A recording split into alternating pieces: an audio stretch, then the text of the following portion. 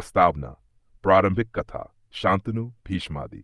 पांडवों और कौरवों का जन्म व बचपन, द्रौपदी विवाह और जुए का खेल, वनवास और अज्ञातवास, कुरुक्षेत्र युद्ध, युद्ध के बाद की घटनाएं, निष्कर्ष।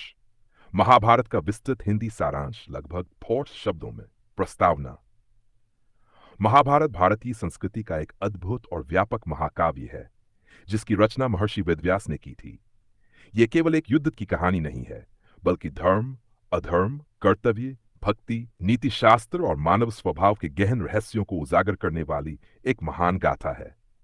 इस महाकाव्य में कुल 1 लाख से अधिक श्लोक हैं, जिससे यह विश्व का सबसे बड़ा महाकाव्य बन गया है। महाभारत मुख्यतः कौरवों और पांडवों के बीच के संघर्ष पर केंद्रित है, जो हस्तिनापुर के सिंहासन के उत्तराधिकारी बनने के लिए युद्ध करते हैं।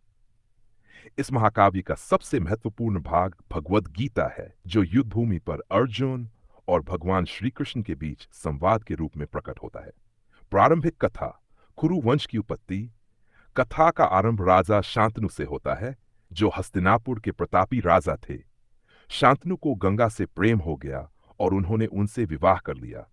गंगा ने एक शर्त रखी कि वे उनसे कभी कोई प्रश्न नहीं करेंगे। गंगा ने उनके 7 पुत्रों को जन्मते ही नदी में बहा दिया। जब 8वें पुत्र को भी बहाने लगीं, तो शांतनु ने उन्हें रोक दिया। तब गंगा ने बताया कि ये सभी वसु थे, जिन्हें ऋषि वशिष्ठ के श्राप के कारण मानव जन्म लेना पड़ा था। 8वां पुत्र भीष्म थे, जिनका नाम देवव्रत था और जो आगे चलकर महाभारत के महत्वपूर्ण पात्र बने। बाद में शांतनु ने सत्यवती से विवाह किया। सत्यवती के 2 पुत्र हुए, चित्रांगद और विचित्रवीर्य। चित्रांगद की अल्पायु में मृत्यु हो गई और विचित्रवीर्य की भी बिना संतान के मृत्यु हो गई। तब सत्यवती ने अपने पूर्व पुत्र महर्षि वेदव्यास को बुलाया और नियोग पद्धति से वंश को आगे बढ़ाने का आग्रह किया। वेदव्यास के द्वारा अंबिका से धृतराष्ट्र जन्म से अंधे, अंबालिका से पांडु स्वस्थ और एक दासी से विदुर नीति और धर्म के ज्ञाता का जन्म हुआ। पांडवों और कौरवों का जन्म व बचपन। पांडु ने कुंती और माद्री से विवाह किया। एक ऋषि के श्राप के कारण पांडु संतानोत्पत्ति में असमर्थ हो गए। कुंती ने ऋषि दुर्वासा से प्राप्त वरदान द्वारा देवताओं से संतान प्राप्त की। इस प्रकार युधिष्ठिर धर्मराज, भीम, वायुपुत्र, अर्जुन, इंद्रपुत्र का जन्म हुआ। माद्री ने अश्विनी कुमारों से नकुल और सहदेव को प्राप्त किया।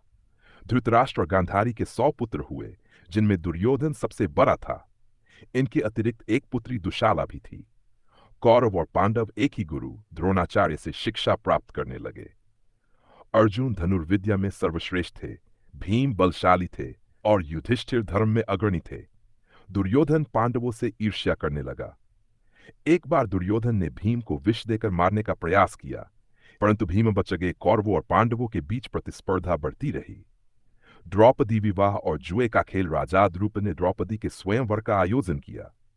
स्वयंवर की शर्त थी कि एक विशाल धनुष को उठाकर एक हुई मछली की आंख में तीर मारना होगा। अर्जुन ने इस कठिन कार्य को सफलतापूर्वक पूर्ण किया और द्रौपदी से विवाह किया। परिस्थितिवश द्रौपदी सभी पांडवों की पत्नी बनी। कौरवों ने छल से पांडवों को जुए खेल में आमंत्रित किया। शकुनि ने दुर्योधन के लिए पांडवों के खिलाफ होके से खेला और युधिष्ठिर को अपनी संपत्ति, राज्य, भाइयों, स्वयं को और अंततः द्रौपदी को भी हार जाना पड़ा। द्रौपदी का चीरहरण सभा में किया गया, परंतु श्रीकृष्ण ने चमत्कार से उसकी लाज बचाई। इस अपमान के कारण पांडवों ने प्रतिज्ञा की कि वे अपना अपमान अवश्य ढोएंगे। समझौते के अनुसार पांडवों को 1.5 वर्ष का वनवास और अंतिम वर्ष अज्ञातवास में बिताना पड़ा। यदि वे अज्ञातवास में पकड़े जाते तो फिर से 2 वर्ष का वनवास करना पड़ता। वनवास और अज्ञातवास। वनवास के समय पांडवों, मुनियों और राजाओं से मुलाकात की। अर्जुन ने अनेक दिव्यास्त्र प्राप्त किए। भीम ने हिडिंबा से विवाह किया और घटोत्कच नामक पुत्र उत्पन्न हुआ। युधिष्ठिर ने धर्मराज्यम से धर्म का घन ज्ञान प्राप्त किया। अज्ञातवास के समय पांडवों ने विराटनगर में अलग अलग रूप धारण किए। अर्जुन ने ब्रह्मचारी की वेशभूषा में उत्तरा को नृत्य सिखाया। भीम ने रसोई का कार्य किया। युधिष्ठिर ने राजपुरोहित का। नकुल और सहदेव ने घोड़े और गायों की देखभाल की। एक समय विराटनगर पर कौरवों ने आक्रमण कर दिया। अर्जुन ने पुनः अपना रूप धारण कर विराट की सेना का नेतृत्व किया और कौरवों को पराजित किया। कुरुक्षेत्र युद्ध। वनवास और अज्ञातवास पूर्ण होने के बाद पांडवों ने अपना राज्य वापस मांगा, परंतु दुर्योधन ने इंकार कर दिया। तब युद्ध अनिवार्य हो गया। युद्ध पूर्व घटनाएं। श्री कृष्ण ने दोनों पक्षों को मध्यस्थता का प्रस्ताव दिया। जब कृष्ण ने दुर्योधन को धर्म की राह पर चलने का उपदेश दिया तो उसने मना कर दिया। युद्ध तय हो गया। दोनों पक्षों ने महान योद्धाओं को बुलाया। भीष्म, द्रोणाचार्य, कर्ण, अश्वत्थामा, कृपाचार्य, शल्य जैसे योद्धा कौरवों के साथ थे, जबकि पांडवों के साथ कृष्ण, द्रुपद, धृष्टद्युम्न, घटोत्कच और कई अन्य थे। युद्ध प्रारंभ होने से पहले अर्जुन ने मोहवश युद्ध करने से मना कर दिया। तब श्री कृष्ण ने उन्हें भगवत दिया, जिसमें धर्म, कर्म और जीवन के गूढ़ रहस्य बताए। कुरुक्षेत्र युद्ध 8 दिनों तक चला और भीषण रक्तपात हुआ। प्रत्येक दिन नई नई घटनाएं घटीं। भीष्म को शिखंडी के माध्यम से अर्जुन ने भूमि पर गिरा दिया। द्रोणाचार्य की मृत्यु छल से कराई गई जब अश्वत्थामा के नाम से हाथी मारे जाने की सूचना फैलाई गई।